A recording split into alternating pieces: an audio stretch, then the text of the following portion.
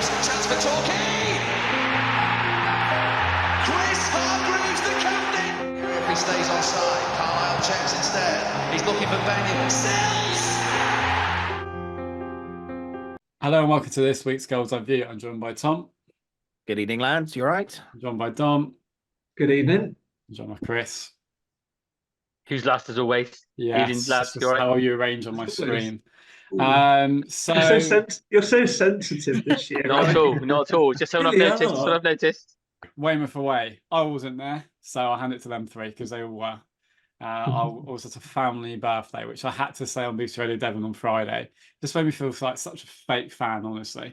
But yeah, so from the radio's point of view, it didn't sound a classic, but again, small signs of slight improvement. But the squad lacks a range and a lot of technical players. It needs more, isn't what I can take away right now. Where should we start? We'll start with Chris because I was last on the intro. Chris, he was on the shelf a bit last week, so yeah, he was a bit actually. Yeah, yeah. He were. Not at all. I think you kind of summed that up well. I think it was a very similar to the Avery game, really, in that we were the better team territorially. We had more of the football. We just don't look like scoring enough. No. And we just don't look like, we had a lot of the ball, but we didn't really do anything with it. In the entire game, the first half, we pretty much took our only opportunity in the first half, which was, nicely worked. Slightly suspect defending. At the time, it was a bit like, oh, it's gone in because you just looked like the defender was going to get there. But we had the two chances for Jarvis in the second half. The one that the flick chance that got cleared off the line, and then the header where you could say he should have scored, but he got a thumping head on it, didn't he? It either goes in or there was good clearance off the line, wasn't it? But you say get it on target. Yeah, you can't be critical. I just think, but we just had a lot of the ball. I think that the frustration stroke worry for me was that we've got all our players back now. There's no one in that kind of top area that is missing now, really. And we just don't look that threatening. We don't look like we've got the guile and the creativity and the movement at times to really be hurting teams and score. And the frustration with it is, we got ahead, scored a good goal against pretty poor opposition. In truth, they were pretty poor at playing more as well.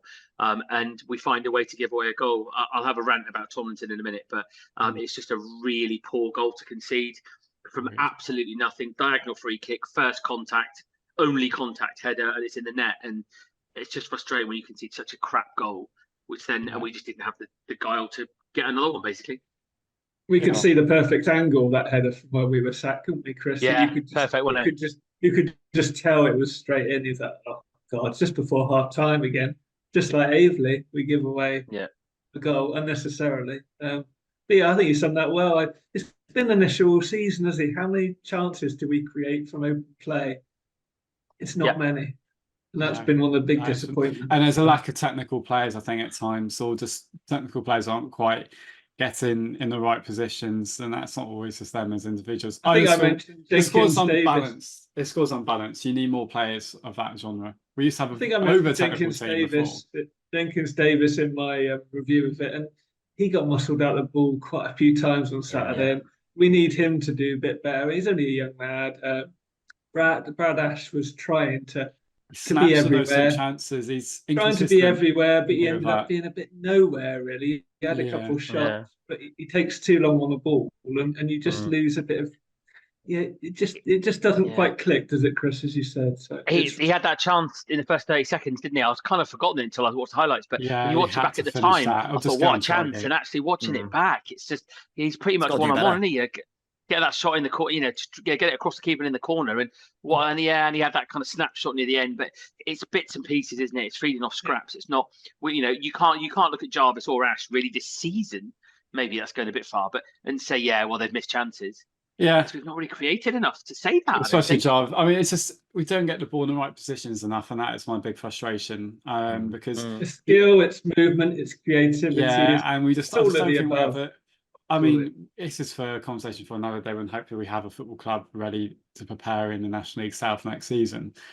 God, that shows how far we've got. But it's what a sentence that was. What a sentence that is, yeah. But it's just that we need to change how we sign players.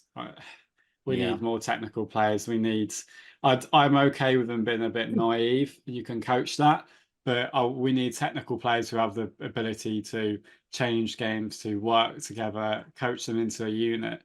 it's all a mix and match of different players. A lot of passionate players who definitely play for the team, but actually, I was reading a few Everton fans talking about their current troubles, and actually, it's good having players that understand and give 100 for the badge, but you also just want good footballers as well. Yeah. And it's about having that mix, and we've got too many of those players for me who, in a team of technical players, you need them.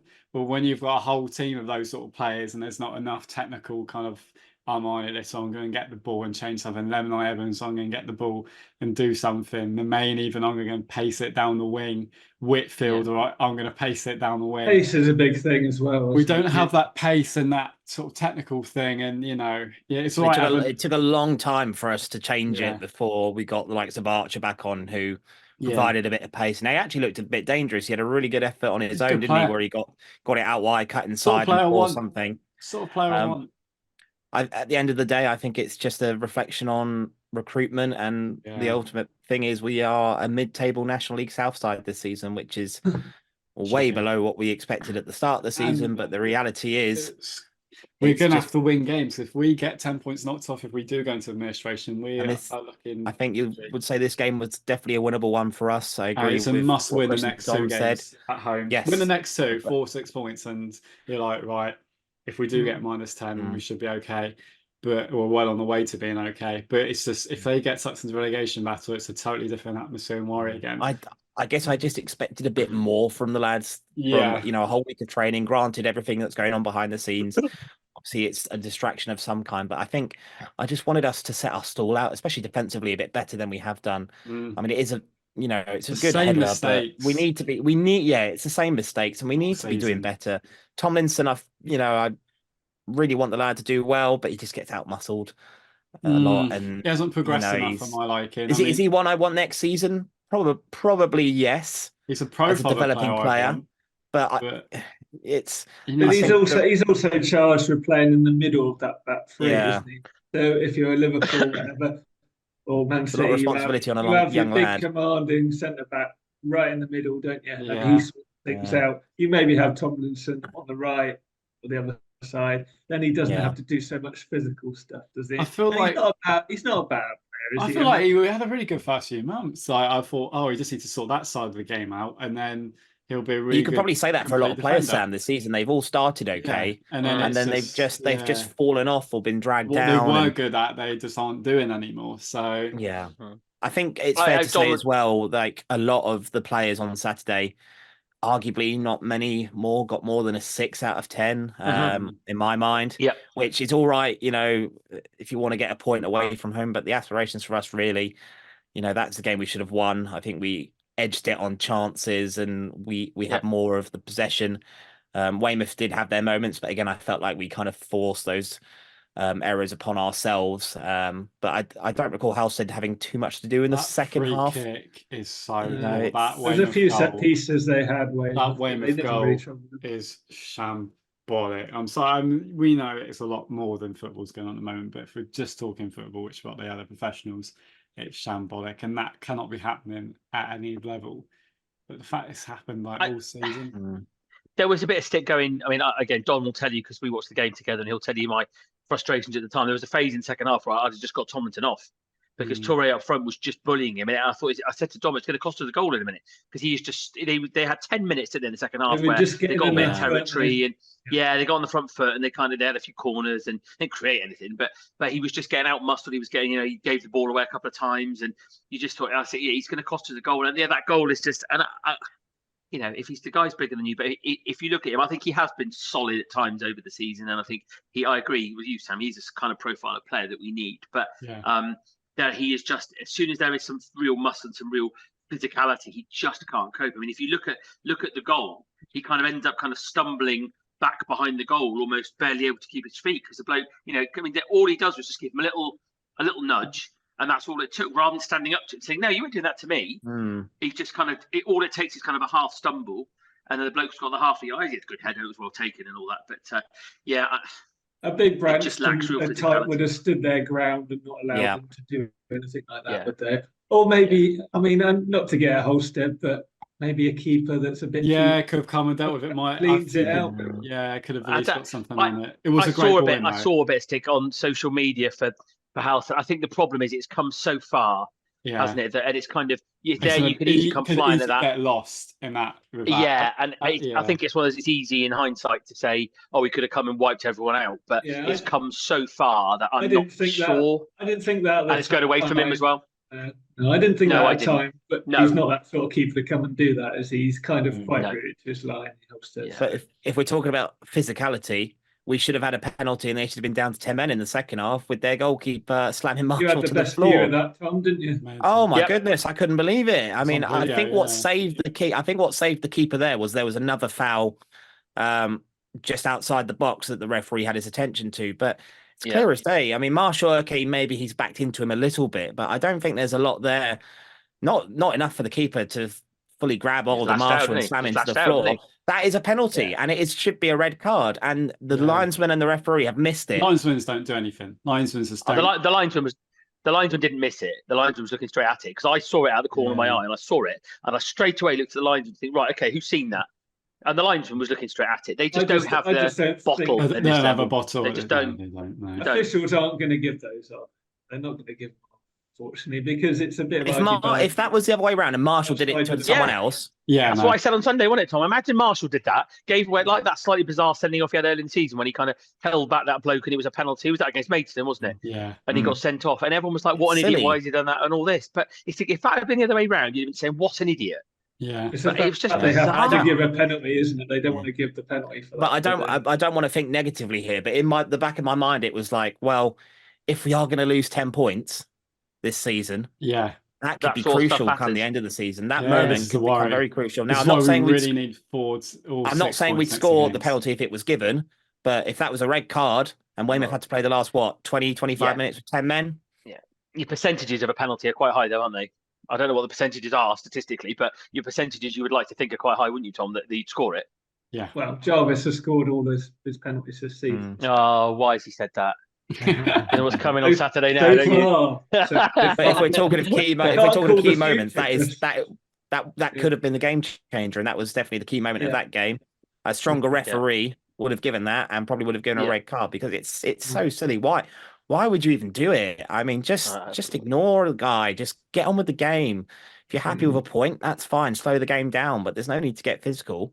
Like as Marshall has demonstrated in the past, he's given away penalties, but obviously, us the other way around, referees won't give it for us. But there you go. No. But it looked absolutely stonewall to me. It was such a silly. I couldn't believe it behind the goal.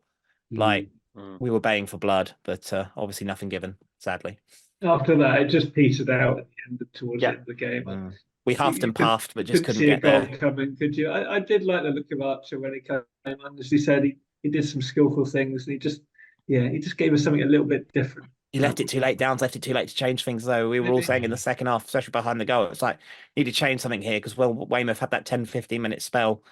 We looked vulnerable, and it was just a case of, well, what do we need to do? Will Jenkins-Davis didn't have a really good game, I felt.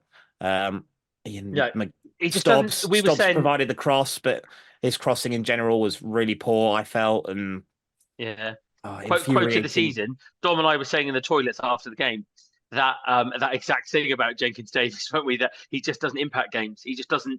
He puts around. He has the odd nice little touch. He just doesn't. He doesn't. It's not fair to compare him to Randell. It's not fair to compare him to Randell, but if you think of the caliber of player he was in terms of the way he's got all of the scruff for some games. Special talent, wasn't he, Randell? He was something else. Sure, it's not a fair comparison, but he just doesn't influence the game. He doesn't impact the game. He doesn't kind of get in amongst it. He doesn't get, he doesn't thread balls through, and that's kind of part of the problem. And looking forward to the weekend as to players that are available. If Lapsley is available, does he come back in for Jenkins-Davis?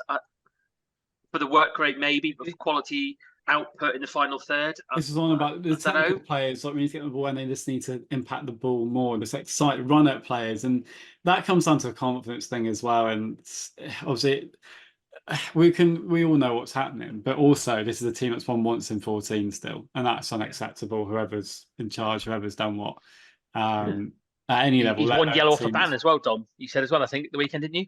He's tied up the booking share. I'm not sure if all have been in the league, but he's been booked quite a few times because that was his. another moment in the game that's so frustrating. The ball went backwards, didn't it? And he got outpaced by a guy to get the ball. He shouldn't have been. And then he fouled him and ended up getting booked, didn't he, completely unnecessarily. And, that encapsulated his game, really. He was getting in around the ball, but it just didn't make any impact, as you said. And another player that disappointed me was McGavin. I know we had a conversation on WhatsApp, Dom, the other day about just doesn't feel like we're playing into his strengths. Like if set pieces, corners, etc. Get him out on the edge of the box. If the header comes back out to him, he scores bangers. Get him out there. Get him into positions where he's primed to shoot a goal. I just didn't feel like his lack of mobility is, and he was very slow. Yeah, that's another problem. Help for the team, but this is what I think. There's a good team there. I think there's a team there to be better than it is right now. If we're just talking strict football, take everything out of it. But I just don't feel, as we say, we play to our strengths. It's almost like I think we're caught in a crossfire of having this is how I want to play. But this is how I can play with these players. But this is how I think these players could play. But actually, right now, these players, we're not getting the most of them. So really, we need hard working, a bit more direct football. But actually, we want to move away from that because it hasn't worked. But then I get McGavin to help to transition from defence to attack. And that's useful there. But as soon as someone presses him, that takes him out of the game. As we say, McGavin's strength is picking like a Lampard Gerrard role. Well, if he plays further up, you know what I mean. That's what I mean. Arriving on the edge of the box at the right time and pelting it at the keeper. Well, hopefully the goal. But you know what I mean. That's why I see McGavin. I want him to be a deep line playmaker, not just someone who sits and transitions. Like it's negative thinking. I want my technical players further up the pitch. I want Jenkins Davies playing off a striker. I don't want him just losing it in a midfield battle. I want him playing in between and linking the midfield to the strike force. You know, so Jarvis is someone to bounce off, like when Lemon Ivans played off right. Obviously, he probably won't be to that standard at the moment, but that's what I want. I want positive thinking. I don't want us going to games, 4-3-3, you have defense. No, McGavin, get up. No, Jenkins Davies, let's play to your strengths, mate. Get you on the ball, because I think he's really good on the ball. He just doesn't get on the ball enough in the right places. And then he'll end up losing the battle, fading out of the games. And then when he does get the ball, the natural thing is to rather than take risks, do an easy side pass. And then that doesn't help anything. Well, I want to set a team to, to really have it a go. Jack Stubbs is not a fast winger as such, but he can put a good ball in a lot of the time. Sometimes, hopefully, play to Shamps, give Jack Stubbs the ball, get the ball into the box. He'll work hard with that. He's not going to be the winger that always, take people on their explosive pace. That's fine. He's a different kind of winger. Use his strengths. The other side, whoever's playing that side, use their strengths. I just feel so much more can come out of this team, and whoever's in charge of it's down to the end of the season. It's great that the passion and the way you're managing the whole situation is 10 out of 10. But if you're going to make a name for yourself as a manager now, you really need to really show the difference that you can actually give a new breath of life and take this team forward, which I believe he can. And it will take time. And I'm not expecting to be prime Barcelona within 2 weeks. I just want to set the team up on a bit more on the front foot. Something a bit different. I think it's worth noting, though, Sam, I think the last 2 games we've been better. Yeah, no, it's getting better. Traits in terms of it's getting better. Setup, structure, getting better. There is structure there. I mean, I went with my dad and my 2 boys, and my dad said coming back that you could see what they've been working on. It's getting better. This week you could see the patterns. You could see about getting the ball out wide. You haven't been able to say that. How many times have you heard what do they do in training this season? And I think you could see that. And I think you could tell in his interview after the game he was frustrated, wasn't he? Because I think we were the better side. He knew that, and he kept kind of going, but we just lacked that little bit. It's just that little bit of quality, that little bit of fairy dust in the last third that you need just to get a bit of quality or get a good finish or get a quality shot off that we just have missed. And are the players out there now that can do it? Yes, there are, I think. But I think I also felt at times we went back to being a bit one-dimensional in that it's get the ball to Stubbs so we can see if we can get the arm space and whip across him, which, Arkell Duke Boyd did well on the left side, but he's right-footed. And I think, that kind of left the team a bit lopsided at times. But there's a lot of good things going on, but we just need to follow this through. And what I want to see is Jarvis got the ball to feet. Jarvis got the ball to feet quite a few times. His movement is good. What needs to happen then? Pop it off, and then you need a runner maybe in behind. Yeah, there's got to be better somebody movement. off him. Yeah, there's got to be imagination of the movement. Get up there quicker. Even for the goal, I think Jude Boyd was up there. but there was nobody up there in time. It was him or nobody else, and and that needs to change. That lack of pace thing is an issue for there, but it's just got to go pop, pop, pop, and that you move the ball quicker, then you create. So we just don't do that. So and no doubt it's difficult for the lads and everyone around, wondering whether they're going to get a salary this month, and there's no questioning that. And God forbid, us being critical, but it's harder now than ever to be slightly critical. But in the same respect, again, we've got to make sure that we're doing enough. To think worst case scenario in terms of if we get a points deduction, because we're only 4. We would only be 4 or so points off safety or above the relegation line. Just get that worry out the way now rather than panic and deal with it ourselves. And if you look at our 5, I was thinking, I'm doing this off the top of my head, but think about the home games we've got left: Dartford, Taunton, Hampton, Weston-super-Mare. There's 3 wins there, in there. There's only one team games coming up this week, isn't there? These are they're huge, aren't they? Absolutely huge.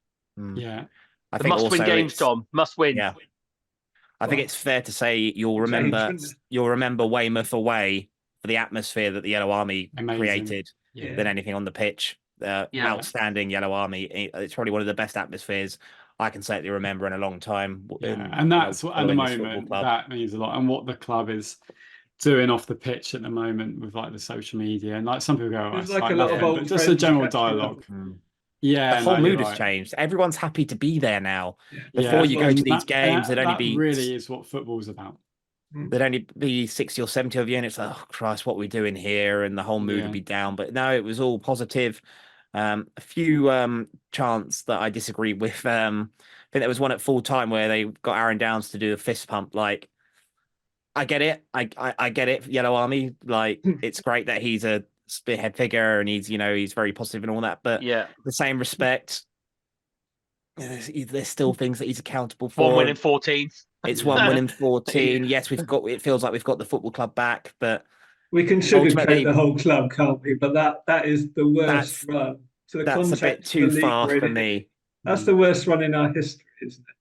Context of the league. And George Edwards, please stop going to football games. That you're not needed. I understand if you're still in a voluntary role, but there's no need for you to be at football games at the minute. As soon as it was announced that he was there was some chants aimed in his direction. It just detracts from the stuff on the pitch. He shouldn't be the focus. But I just hope it's never tries.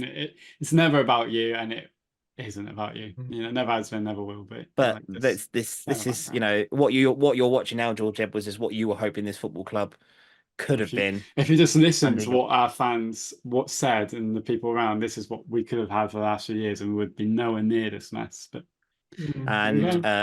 thank you to Weymouth Football Club for your kind gesture as well. I think it needs to be said as well. It's something they didn't have to do. I'm sure they're just as cash-strapped, as many non-league clubs at this level.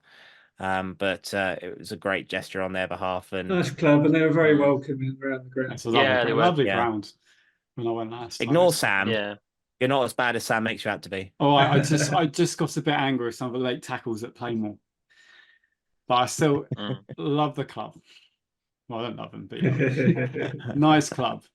But there's but they are a couple of really good games coming up, aren't they? They're games that we really have to. It's a minimum 4 points, so they don't get any closer as much as anything. Yeah, 4 points. At least it's got to be minimum, really. But Tom and I are owed Dartford after the pathetic performance that we went and saw in November, so we're owed that. And again, Taunton, it's an absolute mess there, isn't it? Then they're not playing. The ground's an absolute mess. The whole thing is a pretty farcical situation. So we'd want to be winning those games. It's also worth noting, of course, from Saturday's game that it was done with 2, I understand, pretty late changes, with Austin Booth and Ronnie Nelson both withdrawing pretty late by the sound of it. Yeah, what was that about? Well, they were both there. They were on the pitch, so I don't know, but they must have got knocks, I guess. But there was talk about whether he was going to go back from his loan. That's what I did read that. Yeah, he was there. He was on the pitch at full time, and Booth was as well. So they were there. So presumably they just had a knock. Unless there were a few injury concerns. Unless there were a few injury concerns that we didn't know about and turned out to be fit, so they were surplus to requirements. I don't know. Yeah, and I'd much rather. They both played the week. Both played the week before, though, didn't they? As well. And I thought they'd both been starting. Well, Nelson looked all right against David. Actually, big and strong, and got his head on things. So I would imagine they'd both be playing if not. But Yeah, so but it's got. I mean, it's got to be 4 points probably, but you've got to be looking at 6, haven't you? If we're gonna, if we're gonna make absolutely sure we stay up on our own terms, then we need to win these 2 games. It's that simple. Big crowd on Saturday, and this should be a game we can fingers win. crossed. Yeah, it's great to see what sponsors have done as well, haven't they? Giving £30 for family tickets for 4 in the Woollen stands, and then you can buy another ticket for £7.50, I think. After that, so hopefully that's going to attract some families into that standby. It's all the little things that are happening now, isn't it? Why didn't they happen before? Where's that come from? Who wasn't allowed to do that? Who now suddenly is deciding to do that? They're benefiting the club. They're bringing more people to games and things like that, and it's only good. I don't get. I really don't get that. But move on from them quick. Yeah, I agree. Very interesting. So, well, I mean, there we are. Thank you so much, everyone, for joining us this week. It's a tough one right now because, like, you want to get into if the club was absolutely fine financially right now, we'd still be very angry with the run we are in. But with everything, but Johnson would also still be here. So exactly. Let's so, look on the bright side. And even though we have come across a bit frustrated about maybe Downs and that, but we are still obviously fully behind. We understand how well he's done. And we praised him a lot in the last week, but it's just a case of I really want him to seize the opportunity and just sound a little bit not radical. I hate it. It's just a word I never use, but just a little bit something that's a little bit different from what he's got a bag of tricks. Bag of tricks. He's got things he's not been allowed to use by Gary Johnson. If he's got things in mind, come on, show us. I want to see him seize it. I would like to see him just go for it a little bit in other ways. And it has been improving. There's been signs of like better coaching, and I like that. But right now, where we are, if you just do something, just got to win football matches. Just got to win football matches. Get entertaining. Just win a few football matches. It will change. I mean, look, if we had got away and that penalty was given and we win 2-1, despite the performance was amazing, we're all singing Aaron Downs' yellow. I mean, he's given the manager's job for 5 years and all that, and then it'll be fine. But the draw, just obviously, if we go, if you're going to lose at the weekend, all of a sudden you were like, but we're not. We're not going to lose. We're going to win 2-0. That's my prediction. 2-0. Okay. 2-1. Default 2-1. Chris? 3-1. 3-1. 3-1, 3-0. I'm going for these 2 games. Oh yeah, of course we've got Taunton. I'll say 2-1. 2-1 against Taunton. Win. We're home to Taunton, aren't we, on that Tuesday? Yeah, well, if it's away, we won't be playing. Well, we won't be away, will we? So, problem is they might be fresh. We haven't played in however long, have they? Well, I played the weekend, didn't they? Yeah. They played Truro at Gloucester. Yeah. I'll be confident and say we'll win 3-0 against Taunton on the Tuesday night. Yeah. Right, yeah. 2-0 on Tuesday. Yeah, rare clean sheets. They don't score. Blimey. So we've all predicted 6 points. Oh dear. Okay. And does that happen very often this season, though? No. What was the Dartford score when we played them away? 3-0. Lost 3-0. They just outmuscled us. Half time. First half absolutely killed us. Yeah. They had 2 loan players they'd signed the day before, and they just absolutely destroyed us. Yeah. Thank you very much for joining me, and we'll see you next week. Here's Hargreaves, chance for Torquay. Chris Hargreaves, the captain. If he stays onside, Carlisle checks instead. He's looking for Benyon. Sells.